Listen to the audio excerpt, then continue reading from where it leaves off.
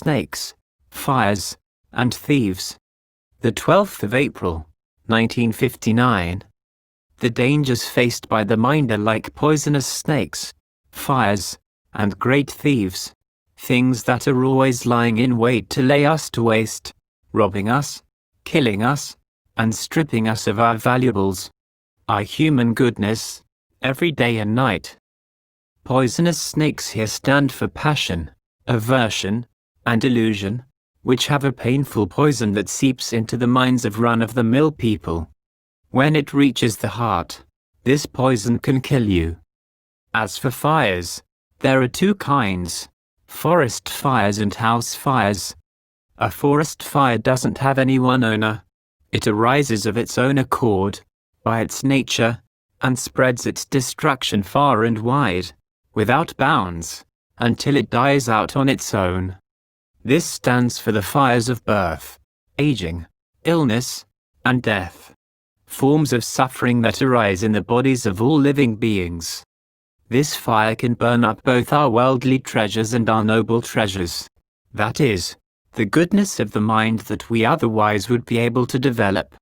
As for house fires, those are the fires that arise from within the heart: defilements, ignorance, craving, and clinging, the hindrances that get in the way of the goodness that comes from training the heart and mind. The great thieves, or 500 most wanted criminals, stand for our 5 aggregates: form, feeling, perception, thought constructs, and consciousness, which are constantly robbing us, killing us, and oppressing us, destroying both our worldly treasures and our noble ones. In addition, there are the underground criminals that keep sneaking up on us without our realizing it: material gain, status, praise, and pleasure from external things. Whoever gets duped by these criminals finds it hard to work free.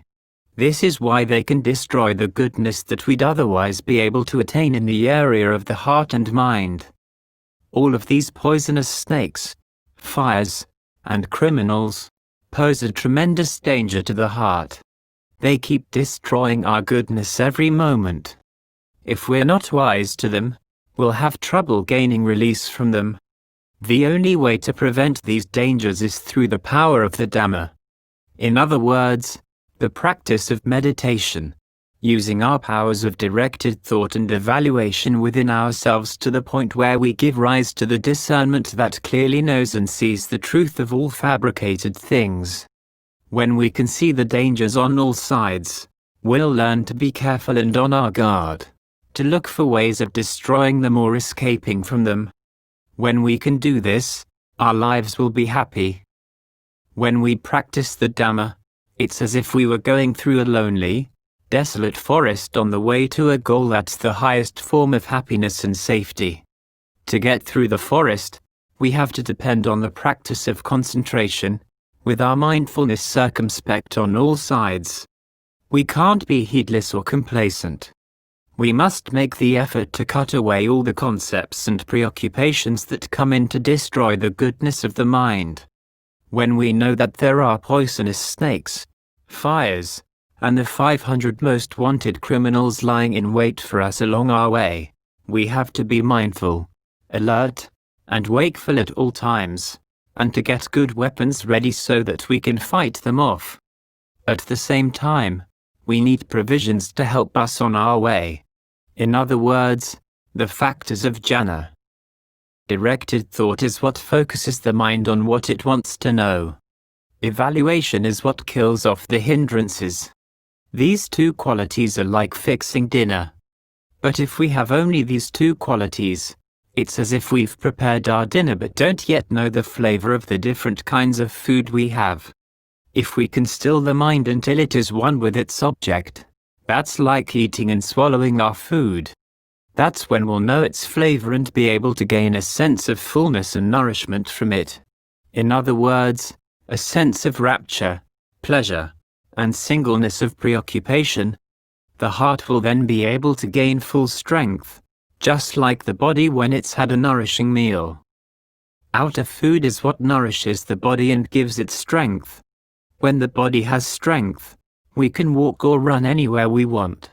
Whatever we want to do, we'll have the strength to succeed. As for inner food, the Dhamma, that's what nourishes the heart and mind. When the heart and mind are well nourished, the power of the heart is made resilient and strong. Whatever we set our mind on will succeed in line with our thoughts. If the mind is deprived of the food of the Dhamma, it gets feeble and weak. Its thoughts meet with no success, or at best with success in some things and not in others, not fully in line with our hopes. That's why we have to shore up the strength of our own minds as much as we can. For the strength of the mind is the most important thing within us. That will take us to our goal of the highest happiness.